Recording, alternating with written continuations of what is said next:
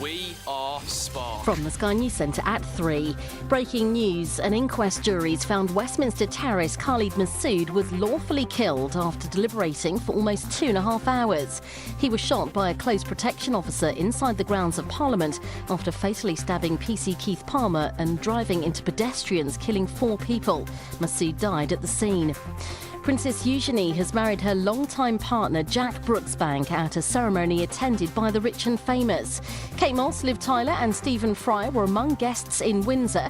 The Queen lent her granddaughter an emerald tiara to wear, which was made in 1919. Celebrity hairdresser Andrew Barton says it was perfect. That really beautiful classical twist, contemporary and modern at the same time, and what every bride wants is for the hairstyle to stay classic and eternal forever. They never want it to date, and I think that's what she got absolutely right. The number of people killed after one of the biggest storms ever to hit America has risen to 11. Officials say 5 people died when it passed through the state of Virginia. We might not be able to use our Netflix and Spotify accounts in EU countries if there's a no Brexit deal. The warning about copyright law is among 29 new documents released by the government. Former Manchester United captain Michael Carrick has revealed he almost quit football after suffering from depression.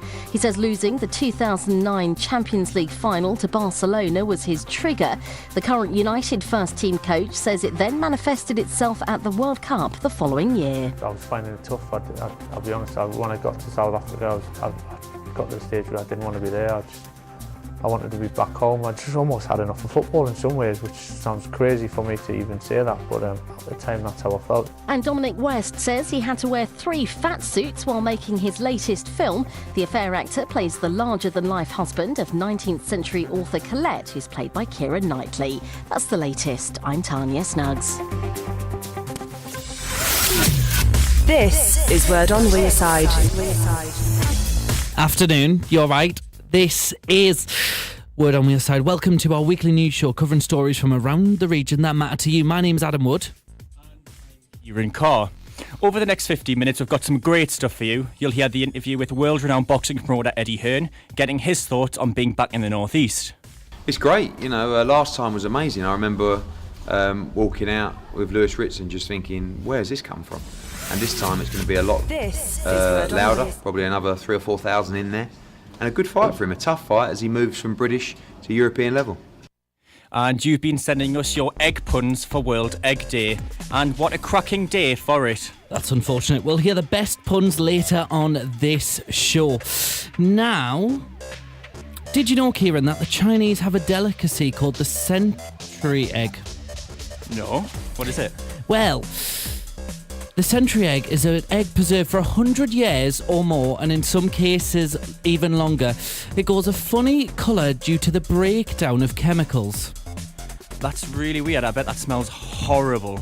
Well, I mean, it's not something I'd want to do, say, on like a Monday evening when I'm having a quiet night in. Do people eat it? Yeah, and I think this is a bit weird because people do eat it out of choice, and I just don't understand why you'd want to eat that. I think that's something we're going to have to get you to do live on the radio, have a taste of the century egg. No, I don't think that is definitely something we are definitely not getting me to do on the radio. And don't forget, if you want to tweet us your puns, we're at Word on Wearside today as well. We'd love to hear what cracking day you've been up to. That was amazing, wasn't it? A quick on my feet there. Now, we've got loads coming up on today's show for the next 15 minutes, so stick around. This is Word on Wearside. But first, on a more serious note, it's 2 years since the murder of 24-year-old Alice Ruggles. She was killed in a Gateshead flat by her ex-boyfriend, who'd been stalking her following their breakup. Since her death, her family have set up a charity to support anyone who is concerned about being stalked or harassed. They've been working with Northumbria Police to help them offer it in the best way. Our reporter Richard is here with a chat for us now. Richard's been speaking to Northumbria Police and the charity about it. Yeah, I have. So the background to this is the run-up to Alice's death. She had been worrying about being harassed by her former boyfriend. The pair had been in a relationship for a number of months, but following their breakup, the British Army soldier continued to bombard her with messages. Alice reported this activity to Northumbria Police, and when Dylan continued to contact her again, she called the force. 5 days after this call, she was found dead at her home, having been attacked with a knife. On the 26th of April 2017, Treman Dillon was convicted of Alice's murder and sentenced to life imprisonment with a minimum tariff of 22 years. This is what the charity is set up to deal with in cases of harassment, stalking, and making sure young people get the service that they need. And tell us about the charity. What have they been doing? So, Mum Sue Hills set up the charity in 2017, and they've helped people who've been stalked and harassed online. I've spoken to Northumbria Police Assistant Chief Constable Rachel Bacon, who explained that the family have helped the training programme for Northumbria Police, including a video which was so impactful that it's been shared with other forces across the country. Bacon also said that I wanted to reassure our communities that improvements have been made in how we deal stalking and harassment. Okay, thanks, Richard. If anyone feels they are being stalked or harassed, how can they get in touch with the charity? On their website, they have a number for the National Stalking Helpline. Also, don't be afraid to call 101 to contact the police, as stalking is a crime. Thanks, Richard. Thanks very much for that. Now, what an awful experience. And this was something really, really awful, wasn't it? And absolutely horrible. And this charity is really taken forward. As Richard said, if you head to their website, there's loads more details on there and how they can help you if you do feel like you are being stalked or being harassed. This is Word on Wearside. Hope you're right. So, you might have noticed this year's third royal wedding took place at St George's Chapel in Windsor. In May, we saw Prince Harry marry Meghan Markle after their 2-year relationship, and in a landmark case, we saw the first gay royal wedding take place between the Queen's cousin, Lord Ivar Mountbatten, and James Coyle. Today, Princess Eugenie and her long-term partner, Jax Brooksbank, tied the knot. And we've been out today asking you if you care about it or if you think it's putting a tighter squeeze on the taxpayers' pockets. My family always have parties on the day and everything that the weddings are on, so it's exciting stuff for us.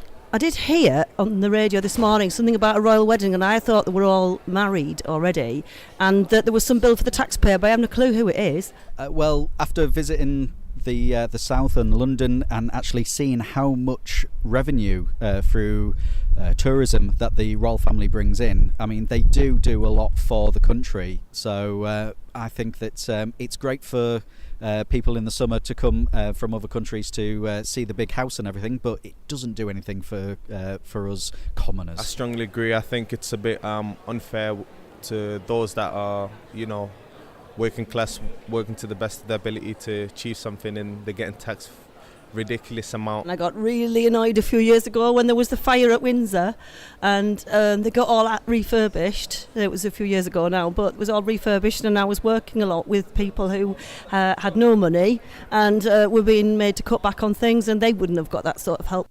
So, let us know how you feel about the royal wedding. Have you been watching it today? Head over to Twitter. We are at Word on Wearside. Now, it's an excellent day, and you've been sending your best egg puns in. As we mentioned earlier, it's World Egg Day, and it takes place on the second Friday of October every year. Did you know that, Kieran? I had no idea, but now I will never forget. Now, one of our regular listeners, you'll remember him, Adam, at Bellis on Twitter. Oh, I does my head in on Twitter, that one. I was going to ignore this post, but it cracked me up. Oh no, that's just happened on the radio. I feel really uncomfortable at the thought of that. So yeah, loads of celebs have been tweeting as well. So you can't spell Greggs without an egg. # World Egg Day. That is fantastic. And Jamie Oliver, the man who took turkey twizzlers from our school dinner table, said, "Scrambling to think of an egg pun. Hit us with yours." Horrid. That was. I hate all these punny things. So.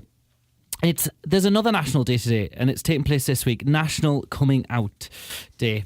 Now, it's been going since 1988, and to mark the day, we've been gathering your stories about your experience of coming out, whether that was a positive or a negative one. And University of Sunderland fashion journalism student Christy Laverty explains the way he came out. Essentially, what happened was I told my best friend Danielle. So we were stood on the geography stairs, and everyone else had cleared off. Everyone else went to class, and we were late. And she just kind of turned to me, and then got really upset. And she asked me what was wrong, and I was like, "Danielle, I'm gay." And she took it really well. She just was so supportive. But I just kind of stood and had a little cry on the stairs. Yeah, and she gave me a little hug. But I had to go to class afterwards, and it wasn't amazing having to walk into a room and everyone know that you've been upset and not be able to tell why you're upset. It wasn't for like another year and a half that I told everyone else, but everyone else took it so well that I kind of wish that I just had got it over and done with almost. So yeah, it was hard. I felt it was very difficult, but it was something that I needed to do. And it's something I'm glad I did. That was Christy Laverty there. Now, Sam Robin Clark is a representative of the LGBT Society at the University of Sunderland Students' Union. His was a positive experience. I don't really have a big dramatic coming out story or anything. First of all, coming out as gay when I was 16 was much more about not knowing who I was, and that's why it took so long. By the time I realised that wasn't right for me, that isn't where I fit in with society or how I identified, I discovered gender neutral, and that fit better with me. For me, it wasn't as bigger of an ordeal as most people tend to have. Why not head over to our Twitter at Word on Wearside and share your coming out stories? This is Word on Wearside. Sports Bite. So, there's boxing on Saturday night at the Metro Radio Arena with the headline fight involving Newcastle fighter Lewis Ritson. He'll be fighting against Belgian Francesco Patera for the European lightweight title, who spoke about the fight at Thursday's press conference. Seen you at the workout last night, you look in great shape. A big fight for you on Saturday night and ready to try and become European champion. Yes, I've trained 2 hard months for this fight and we're ready for the fight now. Can't wait, I just want to fight. Oh, this time it will be crazy. So 9,000 fans all against me for Lewis Ritson. But and Lewis I still love it. Lewis Ritson also spoke out about the support ahead of the fight in front of a 9,000 capacity crowd. Just wanted to be Saturday night out and just ready to fight. I had to buy tickets off of our boxers, and with the tickets my dad's done, he's done over 100 grand worth of tickets. It's been mental, being in the gym this morning, the phone's going crazy still, people asking for them. I've got none left, can I get rid of them? It's just nice to have the city behind when on Saturday night we're going to put on a performance and be the first to get Patera out there. Former Sunderland players Jordan Pickford and Jordan Henderson are both in the squad and could feature. Sunderland will not be playing this weekend with their game against Blackpool being postponed, with Sunderland having players away on international duty. Sticking with football now, it's non-league day tomorrow, so we're encouraging you to go and support your local clubs this weekend. Gateshead, South Shields, Sunderland and RCA and many more are all in action this weekend. I meant Sunderland RCA there, by the way. And rugby now, Newcastle Falcons will be playing France on Sunday night against Toulon. Both clubs are bottom of their respective leagues and will be hoping to kick-start their seasons. That.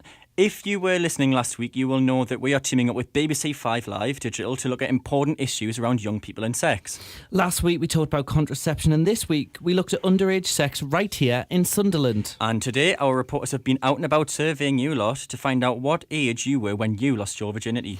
About 1/3 of you had sex before the legal age of consent. The most common age for having sex for the first time, according to our results, is 15. And on the other end, 9% of you have decided not to have sex yet. That's within the age group of people between 18 and 32. And interestingly, of those of you who have had sex, 25% say they regret it. That's a really interesting one, quite a high percentage there. Massive percentage. Now, I must admit, I am one of those who does regret their first time, purely because, I'm someone who's now in a long-term relationship and I wish I'd waited for that person. I think that would have been the best thing for me, and I would have been more happier to do that. Well, I had... but yeah, so I don't regret my first time. I maybe should have waited, but I don't genuinely regret it. Now, that's enough about getting laid. Back to the eggs now. Yes, we are coming towards the end of the show, and I've been scrambling for more egg puns throughout. That's unfortunate. But to exit the show in style, our reporter Cameron's been asking you what your favourite way to serve up eggs is. James, what are your favourite sort of eggs to eat in the morning? I would have to say scrambled. Absolutely. You could put anything on there, but it has to have brown sauce. Brown sauce is a must, not a ketchup man. No, definitely brown sauce. Got to be spicy. Right, yeah, I'm joined here by Jay. Jay, what are your favourite sort of eggs to eat, mate, in the morning? Even if you eat eggs, do you even eat eggs or not? Yeah, like mashed eggs. Mashed eggs.